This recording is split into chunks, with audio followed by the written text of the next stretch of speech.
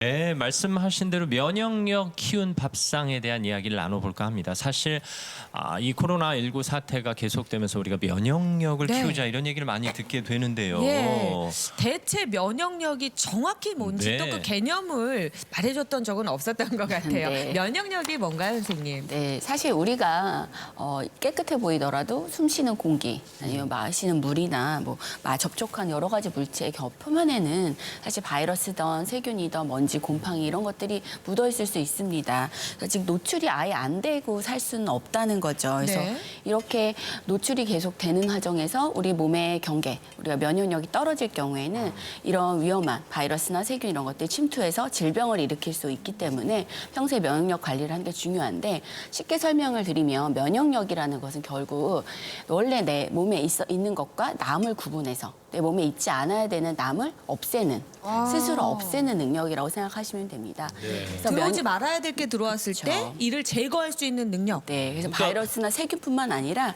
사실 암세포도 우리 몸에 원래 있으면 안 되는 이런 세포를 그렇죠. 제거하는 능력을 면역력이라고 생각하시면 되고요. 우리 이런 면역력은 여러 기관이나 세포, 여러 가지 물질들이 다시 복합적으로 같이 작용을 하면서 기능을 발휘할 수 있습니다. 네, 그러니까 네. 우리가 평소에도 세균과 바이러스가 내 몸에 들어오지 않게 하기 위해서 면역력을 앞세워서 싸움을 하고 있었다. 그렇죠, 뭐 이렇게 그렇죠. 보면 되겠네요. 그러면 면역력이 좋고 면역력이 높으면 네. 이 코로나 바이러스와 싸웠을 때 당연히 이겨낼 수 있는 건가요? 네, 그렇죠. 코로나 바이러스뿐만 아니라 사실 우리 주변에는 세균이나 바이러스 굉장히 많습니다. 근데 내가 감기 예를 쉽게 설명을 드리면, 감기 환자나 독감 환자랑 만났다고 해서 무조건 감기나 독감에 걸리는 건 아니죠. 즉 바이러스가 우리 몸에 들어와도 면역력이 높다면 싸워서 이겨내서 증상의 발현까지 일어나진 않고, 또 만약에 걸리더라도 훨씬 더 경미하고 짧게 지나갈 수 있다는 것입니다. 네, 그러니까 평소에 면역력을 무장하는 게 아주 중요하겠습니다. 두 분은 면역력이 좀 좋아 보이시긴 해요. 네, 건강하시니까요. 뭐 면역력을 키우기 위해서 운동도 좀 열심히 하는 예, 편이기 예. 때문에 그래도 이 고비를 잘 넘기고 있는 것 같기도 한데, 치명률이 높지 않다는 얘기를 듣긴 들었는데 그래도 이상하게 또 하루하루 지나고 나면 또 사망자가 늘어나고 있거든요. 그래서 걱정이 많이 되고 있는데, 그럼 면역력이 떨어지면 그만큼 많이 위험하다라는 얘기가 되는 거겠죠. 네, 그렇습니다. 그래서 병원 내 감염을 막기 위해서 굉장히 노력을 하는 거고요. 사실 지금까지 발표된 자료에 따르면 우리 이 코로나 바이러스로 인한 사망률이 한 0.5% 정도라고 알려져 있는데, 70세 이상이고 기저질환이 있는 분들에서는 3에서 4%까지, 또 80세 이상이 되면 5% 이상까지 높아지는 걸 볼 수 있습니다.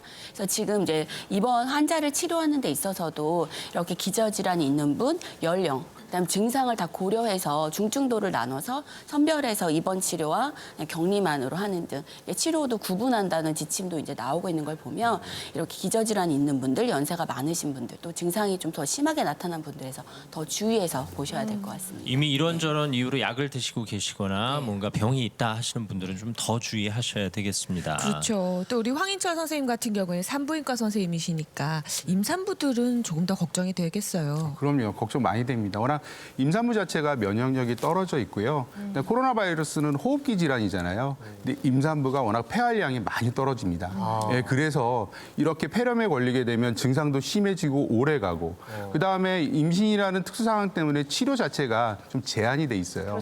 그렇다고 해서 임신부가 내가 뭐 운동을 열심히 해갖고 면역력을 높일 방법이 없거든요. 네. 제가 늘 얘기하는 게 잘 드시고요.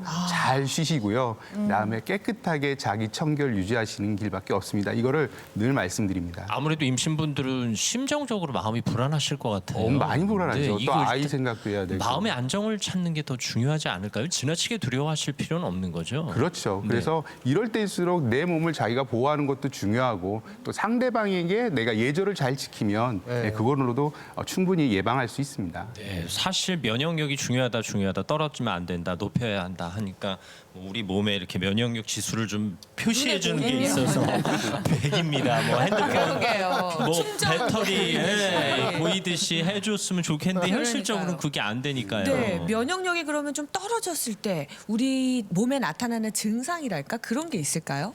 사실 처음에 조금 떨어졌을 때는 크게 느끼는 건 없고요. 네. 쉬면 바로 회복은 되겠죠. 근데 이제 좀 많이 오랫동안 지속이 돼서 면역이 많이 떨어져 있으면 일단 많이 피곤하세요.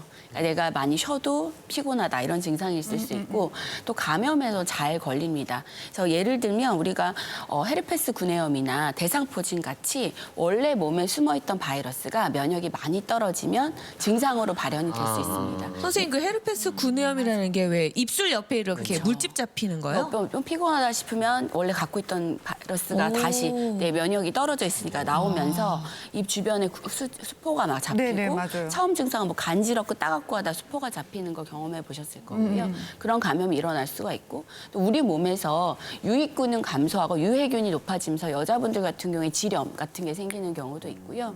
또 우리가 음식으로도 세균은 언제든지 네. 들어올 수가 있는데 면역이 떨어지면 이로 인해서 증상이 생길 수가 있습니다. 배가 아프거나 설사를 하는 등 평상시에는 괜찮았을 때 것도 더 증상을 유발할 수 있다는 거. 네, 이렇게 알고 아니 계시면 요즘 될 저희 것 집안에는 뭐 네. 입안이 헐었다고 입에 하얀 구멍 나는 거 있잖아요. 네. 그것도 면역력이 떨어졌어요. 그렇죠. 영양 상태가 떨어지고 면역이 떨어졌을 때 나타날 수 있는 증상이. 저희 집안에는 그렇게 자고 그렇게 먹는데도 그러더라고요. 그게 먹고 자고의 문제와는 또 상관이 없습니까?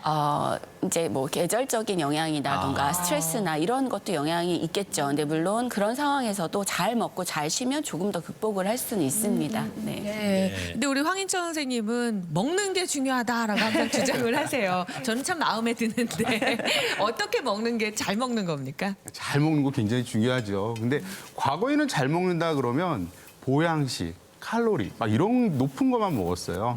근데 그건 지금 보면은 그냥 착하게 먹은 거고요. 전 똑똑하게 먹어야 된다 생각을 하거든요. 그러니까 고칼로리의 음식을 그렇죠. 많이 먹는 게 결코 잘 좋은 먹는 건 아니고요. 아니다. 예, 그냥 내가 뭐가 필요할까.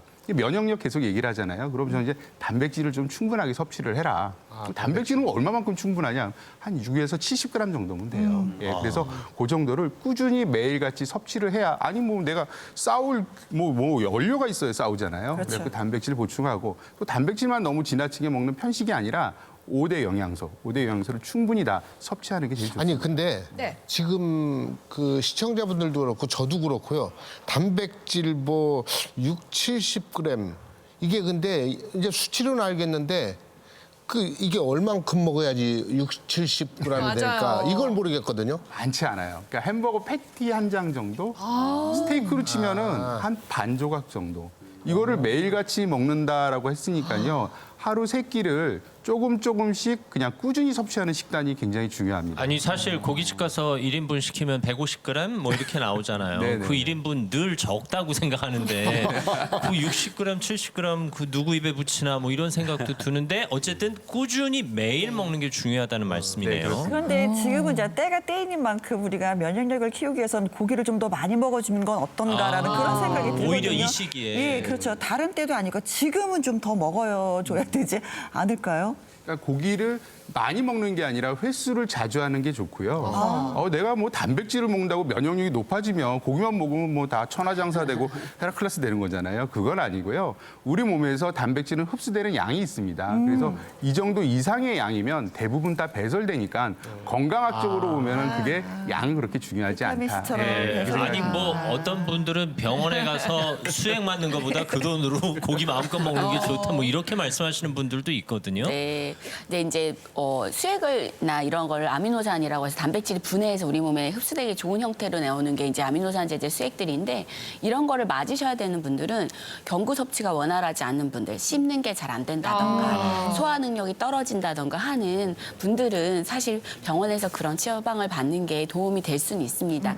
하지만 식사를 잘 하시는 분들이 굳이 수액까지 맞을 필요는 없으시겠죠. 네. 네, 우리 신효섭 선생님도 굉장히 공감하시는 것 같아요. 아니 왠지 고기 많이 드실 것 같아요. 아니 고기. 고기를 규칙적으로 드세요? 어떠세요? 저도 이렇게 규칙적으로 먹기보다는 한 번에 먹을 때 좀 많이 먹는 편이긴 한데. 그렇죠. 고깃집에 가서 네, 한꺼번에. 근데 저희는 집에서 이제 아이들이 있다 보니까 또 아이들이 고기를 또 좋아해요. 그래서 끼니에 조금씩은 챙겨주는 편인데 저는 좀 한 번에 많이 먹는 편입니다. 근데 저는 어르신들은 특히 고기 좀 드세요. 그게 중요해요. 그러면 아유 번거롭게 무슨 고기냐. 그냥 뭐 콩나물이나 뭐 이렇게 해서 물 말아서 먹으련다 하세요. 근데 장조림이 정말 좋은 것 같아요. 밑반찬으로. 예. 네. 그게 고기 섭취가 되고. 늘 먹을 수 물론, 있으니까. 네, 그 장조림도 그러니까 쉽게 편하게 드실 수 있고요. 사실 뭐 꼭 육류만이 아니라 식물성 단백질들도 많잖아요. 그래서 뭐 너무 이제는 또 이 육류를 좀 싫어하시는 분들은 콩 단백질이라든지 맞아요. 그런 뭐